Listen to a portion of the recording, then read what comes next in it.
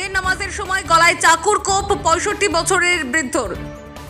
এই ঘটনায় চাঞ্চল্য ছড়িয়েছে মালদার হরিশ্চন্দ্রপুরের মারাডাঙ্গি গ্রামে। ঘটনায় অভিযুক্ত প্রতিবেশী যুবককে গ্রেফতার করেছে পুলিশ।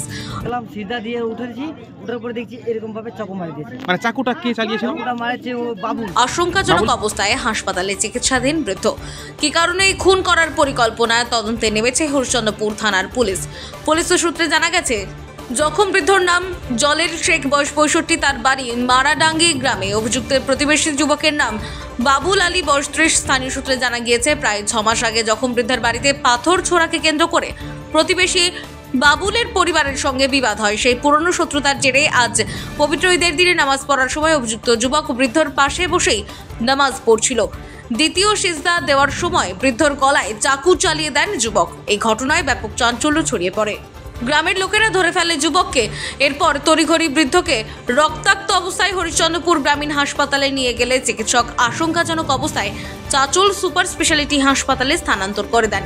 সেখানে মৃত্যুর সঙ্গে পাঞ্জা লড়ছেন বৃদ্ধা। ঘটনার পর অভিযুক্তের পরিবার বাড়ি ছেড়ে পালিয়ে যায়। মালদা থেকে বিশ্বজিৎ মণ্ডলের রিপোর্ট, এনবি বাংলা মিডিয়া।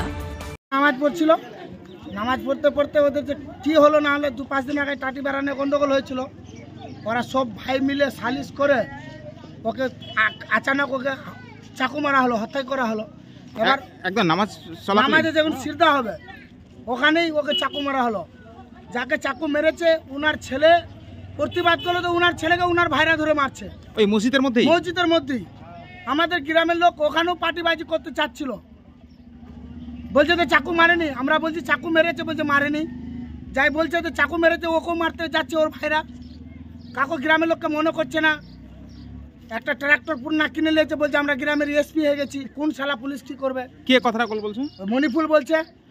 কে আগে একটা যার বাবা নাই মা নাই গ্রামের বাইরে পিটিয়ে ওকে মারতে গেছে।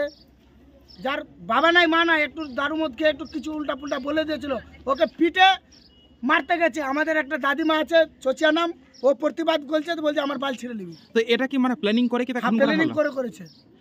মানে এই খুনের সঙ্গে জড়িত কে রয়েছে? মণিপুর আছে, আর আলিম আছে, রবুল আছে, শাহজাহান আছে। আর কাকে খুন করা হয়েছে? বাবুল আছে, কালুয়া আছে। আর কাকে খুন করা হয়েছে? জেলেলকে খুন করা গেছে। গ্রামের ভালো মানীয় লোক, ইনি ফের একবার 5 ওয়াক্ত নামাজ পড়ে গ্রামের ভালো লোক। মানে কেন খুন করা, টার্গেট কেন করা হলো তাকে এই কুরবানি ঈদের দিন? একটু টাটি বেড়ানে গন্ডগোল ছিল 5 দিন আগে। মানে কার সঙ্গে কার গন্ডগোলটা ছিল? ওই যাকে খুন করলো ওর সঙ্গে কার গন্ডগোল? ওই আলিমের ছিল, কালুয়ার ছিল।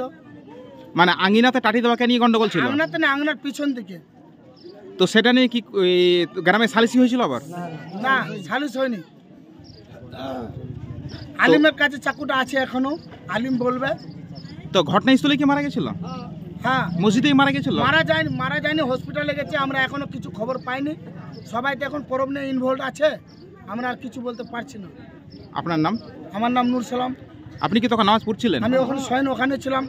আমার দাদাও ছিল, আমার দাদার নাম ইসলাম, আমার নাম নূর সালাম। আপনার বাড়ি? আমার বাড়ি এখানেই। কোন গ্রামে এটা? এটা মারাডাঙ্গি।